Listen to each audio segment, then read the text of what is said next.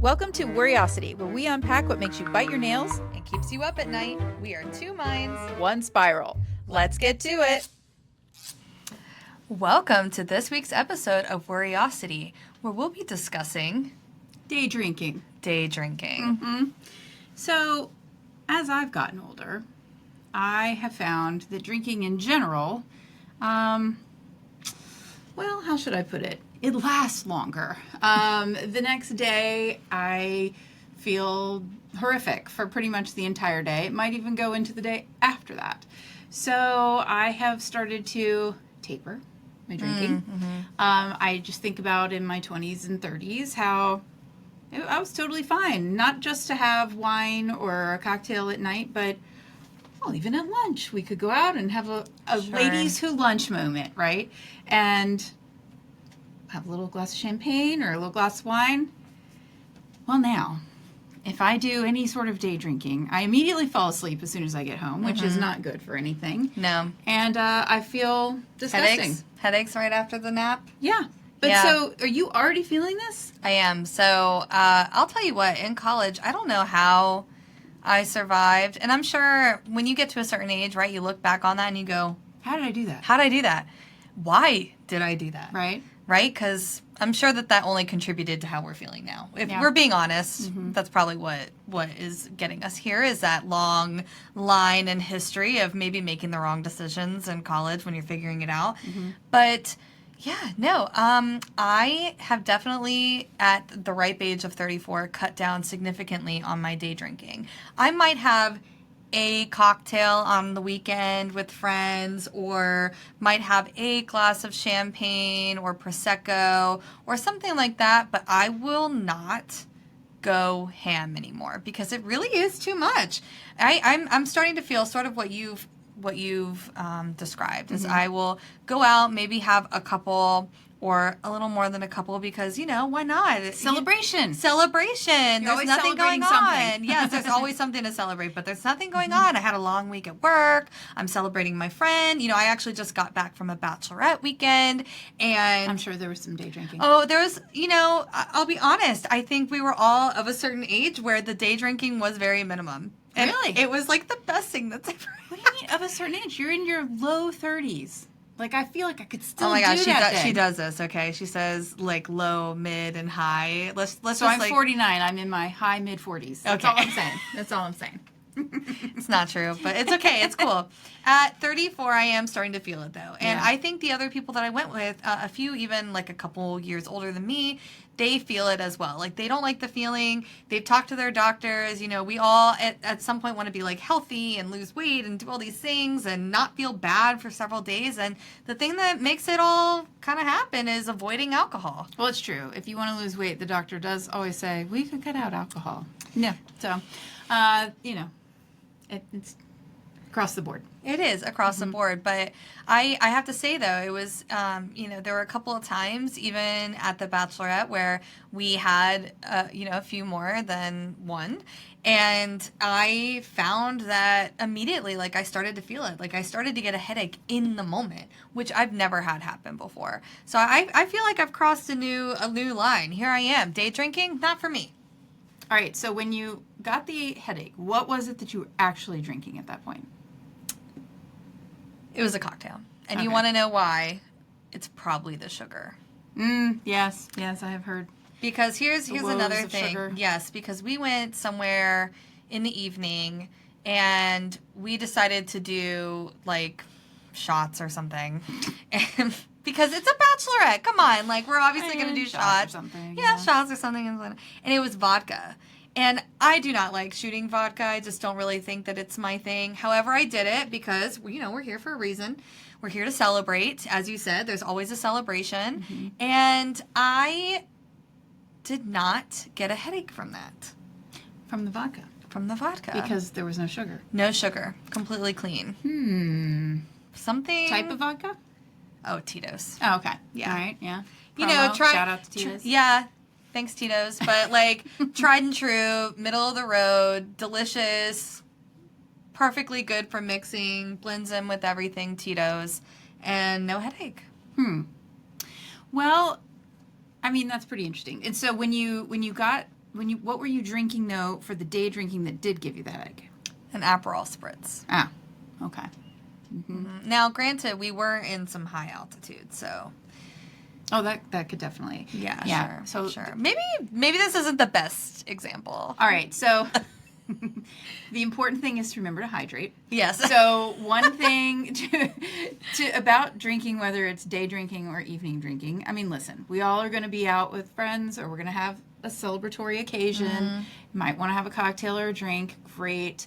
But what I've learned is if I have a glass of water after each one, in between, then that definitely helps. So the hydration is key. Aspect. Hydrating beforehand is key. Making sure you eat something, also key. But the right thing, because then I also have a sensitive stomach, as you could probably expect. And so then if I have rich food with the alcohol, hypochondriac has a sensitive tummy. yes, that doesn't play well together either. No, it doesn't. Right? No. And so it all becomes just a big old mess. And old is now becoming the operative word here, because I find myself when I'm at dinner parties now with other people my age, there's definitely drinks flowing, there's definitely wine, that sort of thing, but what I am noticing, it's usually like people have like one cocktail, a glass of wine, and then I'm noticing more and more people being like, oh, yeah, no, I don't think I can do anymore because I'm not going to be able to manage tomorrow. Like it's a real thing. Like once you hit a certain age, it becomes like a real thing.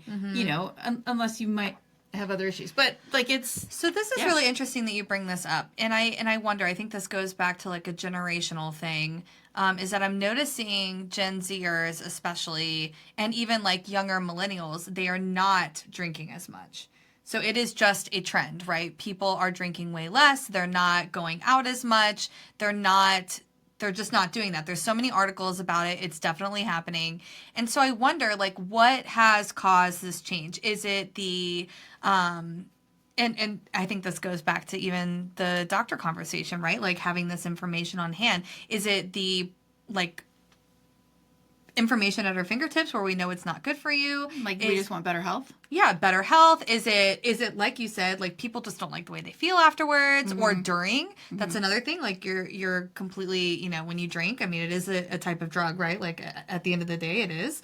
So you're not really totally yourself. Like what is it that causes that? And is it like a younger generational worry? Because I know that I have worries myself where I think, oh, I don't want to have too many because of, how I could be perceived in an environment where maybe people don't know me as well, or you're going to say something crazy. Yeah. I mean, I have to say, like, I don't usually say something like completely crazy, but at the same time, I do want to take that into account. I mean, we talked about being the boss and having our own businesses last time.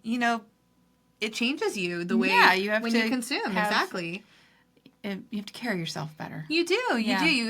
And you just realize, like, 1, you're worried about feeling bad. 2, you're worried about the way you carry yourself. 3, you worry about your health. It's like, is there anything good about it? And is that why just watching, generations before them that maybe Gen Zers are like, I don't really want to do that anymore? For me, it's also time management because I feel like I'm very busy. And so then if I feel terrible the next day, I can't do I can't do the stuff I need to do. Totally. Which is completely ridiculous. Yeah. I'm trying to put my finger on when it actually changed. Like I used to be fine. Like, okay, we have people over, we're playing a game, drinking a bunch of wine, and it was totally fine. Yeah. Next day you wake up, you feel perfectly fine. Right. And I would feel, maybe not awesome, but like not terrible. Now it's like, I saw something on social media that was basically like, a little video like in my 20s after I've had a night of drinking, and he's kind of like dancing the next morning. Then in his 30s, he's like, I'm really dehydrated, and he's drinking a ton of water. And then like 40s, it's like the way E.T. looked when he was getting ready to die. I don't know if that's like a reference that's too old for everybody, but I know what you're saying. Yes. So like, and it's like just ventilator sort of vibe with it. So, that's sort of how I feel now when I had too much. Except, now here's the caveat. When we travel abroad, this is when I start to think that we're just being poisoned at home, is when I travel abroad and like I'm in Italy or I'm in France. Weirdly, I can have wine at any time of day over there, and I feel completely fine. Like, I don't even have even a remote feeling of having had anything. What is that? I have a theory about this, and if there are any scientists out there, we're asking for your opinion here. Is I think when you're on vacation, you are moving more, you're doing more, Sure. Yes. you're metabolizing more. And you're also usually, in at least for me, in my experience, I'm drinking more water. I'm like on the go. Yes. I'm also eating more. There's just so many other things that are happening more than when you're at home. So like, So it's not just the quality of the beverage. I mean, I think that's definitely plays a part. I mean, I'll be honest with our listeners. My sister and I, we both feel like perhaps international wines cause less headaches and trouble for us because of the, differences and what's in it and whatnot. We've just experienced that firsthand ourselves. However, I do think it really is the other part that is the biggest, is that we're not sitting at a desk or sitting on our couch or sitting at a table all day and then having a couple drinks with the girls. Like, we're out and about, we're exploring, That's we're true. sweating. Like, Yeah. that's another, like, we're sweating a lot because we're moving. We're just getting it out of our system a lot differently and a lot better. So perhaps the answer, if you really, perhaps the answer, if you really want to day drink and drink more and whatever, which is not really my goal. It's just be in Italy as much as possible. Maybe being more active and like thinking through, I mean, I'm all for being in Italy as much as possible. It is pretty, right. pretty lovely over there. Yes, of course. But it is funny though, because our lifestyles, I don't think, warrant the kind of like drinking and whatnot that I used to do in college. Like that, like to your point, like I don't feel like, or even in my late 20s. What, like you think we're more sedentary now and that's why we can't handle it? I think we're a little more sedentary, but I also think that like our priorities have shifted and we don't do it as often. So it's like when you are kind of like not drinking for weeks and weeks and then you have a couple, your body's like, whoa, what is this? Yes. Exactly. Okay, so that has happened to me recently. I've been totally cutting it out. Mostly because, like I said, I get a stomach ache, and I'm like, I've been a little sober curious too. I'm not gonna lie. I know, yeah. We're curious about being sober. Yes, but I feel like that I want to embrace the whole mocktail trends that are happening, but then sometimes I'm like, yeah, but they have a lot of sugar, they're A lot full of sugar. calories and stuff, and so then I'm just like, no, you know what? I'm just gonna have water, and I always feel good when I drink water. Yeah. So It's like we're made of it. it's kind of boring, I guess. But I have noticed that because I've done that, that I recently did have a glass or two of wine, and by the second one, I was like, whoa, like it just felt like I was getting wasted, and I'm like, wow, that kind of happened fast. Yeah, and I The think change. Yeah, I think that's across the board. Is like if you're not drinking a lot and then you have a couple of drinks, you're going to feel it more. If you're not drinking a lot and you have a couple drinks, you're going to feel the after effects more. I don't know. It's making me reevaluate my goals when going out with people and understanding if like that's actually something that I want now. And it's funny because back in the day it's like, oh wow, we can't have like girls' day without a glass of wine. And now I'm like, I can absolutely have girls' day without a glass of wine. Sometimes it makes it fun, but for the most part, I'm just here for the people. Yeah, that's really nice. Yeah, I like that. But now that I'm thinking more about with the quality of the wine, yes, obviously there are amazing wines from different places, including in the United States. Of course. And the but you said it was an Aperol Spritz that had given you a headache, and I can tell you I have had Aperol Spritz in Italy, and no so headache. it's and no problem. So I think you're right. Let's be honest. Yeah. I think it was the altitude there. We had been there less than 24 hours. I was probably quite dehydrated. You were in the mountains. Yeah, I was quite dehydrated, and I was like, it would be a good idea. An Aperol Spritz. And you know what? It wasn't the best idea. However, I did enjoy it. I'm not going to lie. I did enjoy it. And I hydrated and I felt fine afterwards, but An Aperol Spritz is a tasty treat. I'm not going to lie about that. especially on a hot day in the mountains. Yeah. Sign me up. Yeah. But overall, it is interesting how that has changed. And so it's interesting to me to hear that it's already changing at your age, because I feel like it's really coming hard now at my age. So you have a lot to look forward to. Yay! Well, it's To probably feel this way. It is probably for the best then that I am drinking less, right? Because Right. why do that? Why get there and have to navigate it in my 40s when I can just decide now and limit it, which is nice. So the other thing is, I continue to read articles all the time. I'm an overreader, and again, sometimes too much information just gets my mind going a million miles an hour, and I start to worry.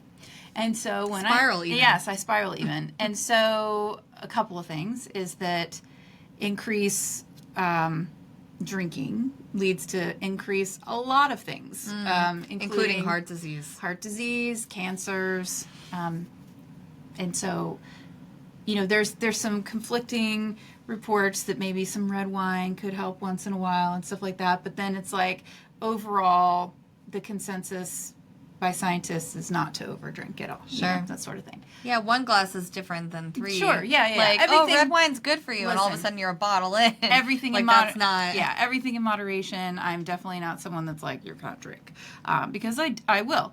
But the thing that is worrisome to me is that, I've talked to people who are like, well, it helps me sleep to have a glass of wine, but it does the opposite for me. It actually keeps me up because it makes my heart beat faster, and it makes it feel like it's beating harder. And so then when that's happening, I am up all night because I'm worried that I'm going to have a heart attack. It's so funny from drinking that. It is so funny that you say that, because I don't have the rapid heartbeat, but I do get very hot. Oh, yeah. And then there was a long time I actually had to go to the doctor because I was getting this, it was almost like an electric feeling under my skin. From drinking? Yeah, wow. It was like, I don't know how to explain it, but it was essentially, it felt like under my skin was moving, like I could feel it moving. And so I called it the electric feeling because I didn't really know how to verbalize it any other way. And so I went to multiple doctors to address this, and I noticed that over time, exercising more and drinking less stopped it. And it made me ask myself in that moment, because, it was coming on again during the pandemic, and we, everyone was drinking more during that because you were just home. A little bit. Yeah. And there was like this light existential dread that we were all going through. And so I was drinking more, and I noticed that I was getting this feeling. And so I went to multiple doctors. I had to get like brain scans. They were doing things for my nervous system, and eliminating too much alcohol, and then working out more made it go away. And it's just so crazy how I didn't even know that was impacting me. And so now, it's really changed how I view and participate with alcohol, because I don't like that feeling, and I don't know what it actually is. Doctors couldn't like totally figure it out, but knowing that sets it off, it's like I don't want any part of that. Yeah. Especially in a large quantity, sort of like what you said, like one here, one there, two here, whatever. But like when you go crazy out and about, that's when it's just not worth it. Right. Well, so then not doing what we did during the pandemic, which was binging The Sopranos and having martinis with blue cheese olives every night. Maybe two. While I watched The Sopranos, because that was a favorite of Tony Soprano's mother, was those blue cheese olives. And so we discovered that in the first season, and then went ahead and every night as we watched it during the pandemic, enjoyed the ice cold martini. I'm not going to lie, martini is kind of my favorite drink. But it really is. She gets it every time. But we definitely put in some time with those during the pandemic. I can't do that as much anymore. No. No.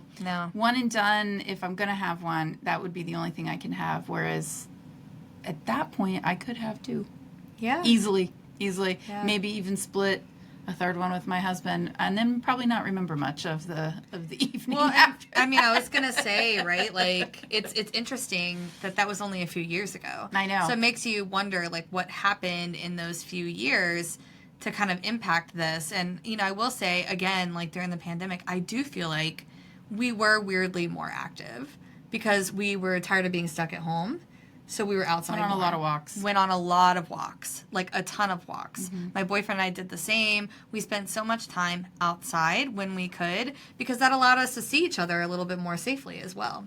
So maybe there really is something to that, like something to that change and being a little bit more active. I mean, you know, I've seen multiple people who go crazy the night before and then they go and play pickleball or they go and do a workout class. Maybe there's a reason for that. It makes you feel better. Who knows?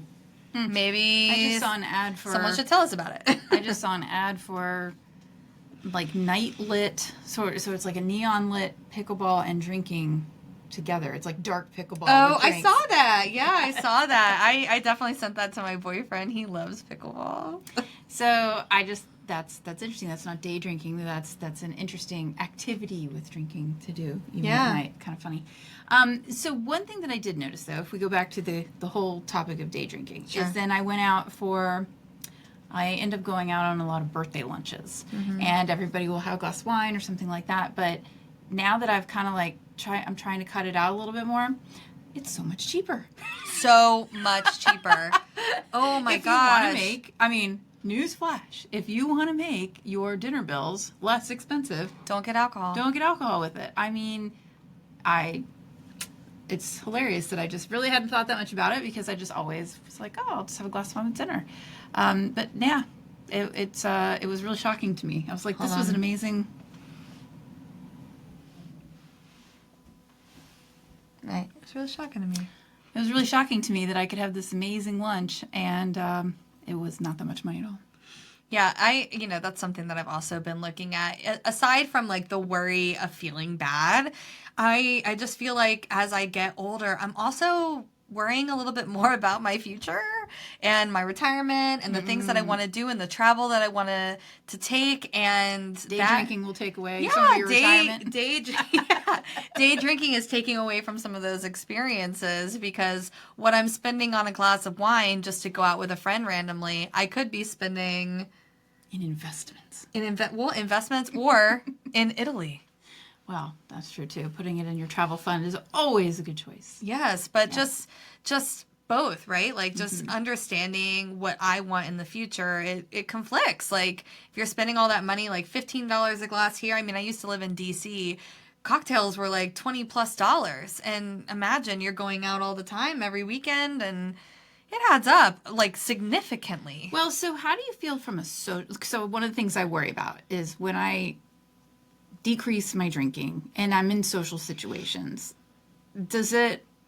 how do you think it affects you socially? Like, do you feel like that people, I mean, I tell my kids going to college, you don't have to drink and people will be fine with that. And they're like, yeah, it's actually true. Like we will, be at a party or something. And if I don't want anything, nobody cares.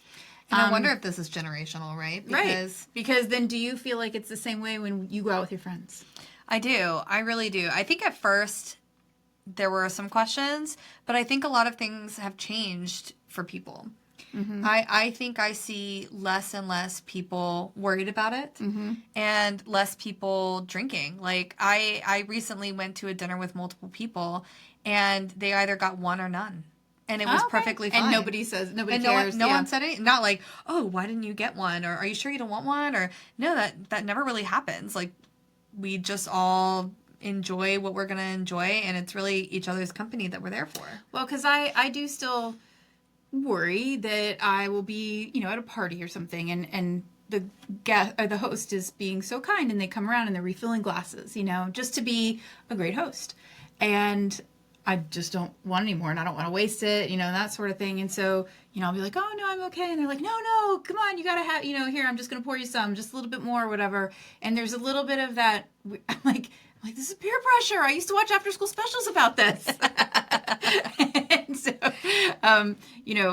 the best way to handle it. I mean, I'm an adult, so I'm like, no, it's okay. I really don't need this. But there's still a little bit of push and pull, I think, sometimes around this topic. Like how will people view you for saying no? Yeah, like I'm not judging, I don't care, that sort of thing. And again, tomorrow I may say, you know what, I do want a glass of wine or whatever. But right now I just don't want this additional pour, and I don't want to be rude, but how do you feel is the best way to handle that?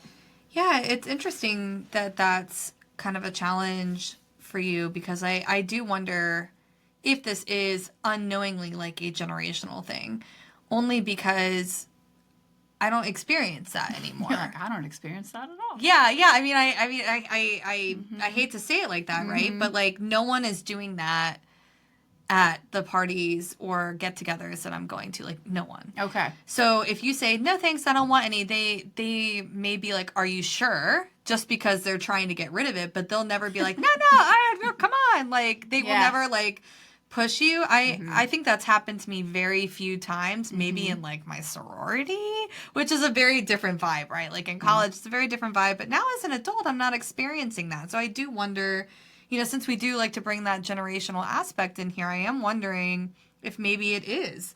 If it's maybe just the way like the previous generation viewed alcohol or viewed partying or viewed hosting, Yeah, I mean, yeah, because I just recently was part of an event where we went house to house, and at each house we had little nibbles and cocktails, and it was so much fun. It was really great. It looked fun. Yeah, but then when they get to my house, I'm like, oh my gosh, please help yourself. We've got 2 different types of drinks, that sort of thing. I'm like, oh, you got to try that, and as a host, I'm trying to make them have fun and that sort of thing. But I wouldn't ever try to like push it on them or anything like that. But I can see like, oh yeah, we have this available, and you just want to be giving. You know what I mean? And so I think that could be part of it. But then when someone is like, no, I don't want any more, it's like you gotta be cool with that. Well, I think it's funny that you say that, because almost every party I go to now, or every event, there is a mocktail option. See, this is good information. So people are recognizing that not everybody wants to drink. Yeah, and it's just a growing, I mean, my boyfriend and I talk about it all the time. Like, it's a growing thing in our generation and younger, where people are just drinking less and less. So when we think about parties that we're throwing, or when we go to events, we have that option. Yeah, we often see it. And I find it, especially for our age group, a little challenging when I don't see it.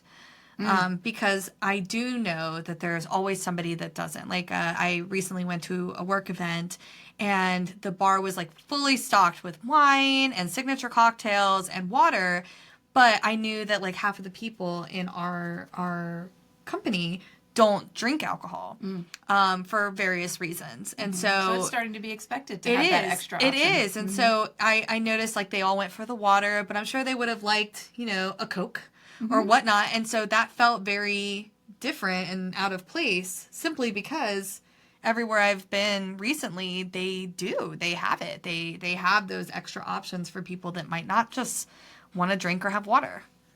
Interesting. Yeah. No, I think that's great, actually. And you will see on menus everywhere, there's more and more of the mocktail options. Yeah. So I think that's really awesome. Well, I think, too, maybe this is another generational thing is, like you said, like millennials, previously you said millennials are having children older. And so when we go places, you never know if someone's actually like expecting or whatnot. So having options for them as well, I think is very, good. Yeah, definitely. So I think in general, people are drinking less. They want to have the option to not drink, even if they do, myself included. And I think the worry is, leaving from the perspective that you're saying, where you feel bad about it, and more around like the health part. Because like you said, like people sometimes want to do it moderately, but how do you work it in a way that feels right? Knowing that. And there's like, it's tough, because then I always have in the back of my mind, obviously, the health worries. And like, is this worth it? Knowing those exactly. worries? Yeah. So we have alcoholism in the family, back from like our grandmother. My husband's father has suffered from the disease as well. And so it's always something that's kind of in the back of our mind to be mindful of it. And again, as we've gotten older, really read the signs, like, this isn't making me feel good. This is costing us a lot of money. Is this actually worth it?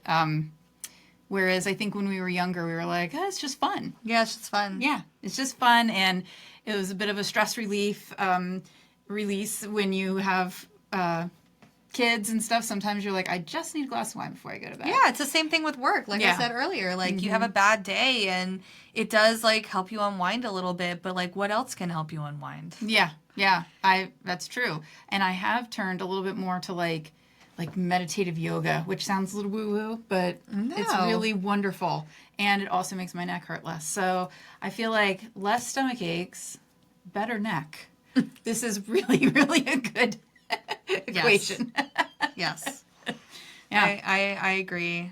So it seems like Day drinking, thumbs up or thumbs down? oh, I don't know. Like I think It I'm depends. I'm gonna say mostly down with a slight angle up, only because there are those few moments, like you said, with celebrations, and having one to celebrate something that's happening, I don't think is bad. But I just have to clear my schedule the rest of the day to have my nap in the afternoon. you won't see me doing it as much as what I'm saying, and I've definitely kind of like moved away from that, knowing all the other things. But you tell us, what do you think about day drinking, and especially from like different generational perspectives, right? Especially if you're younger, are you like, yeah, I can totally do it and I like to, or are you my age and you're like, oh, I totally still love to, let's do it, I don't feel any issues, here's how I navigate it. We want to know, so you let us know exactly what you're thinking about this topic. And we will see you next week. Yeah, bye. Bye.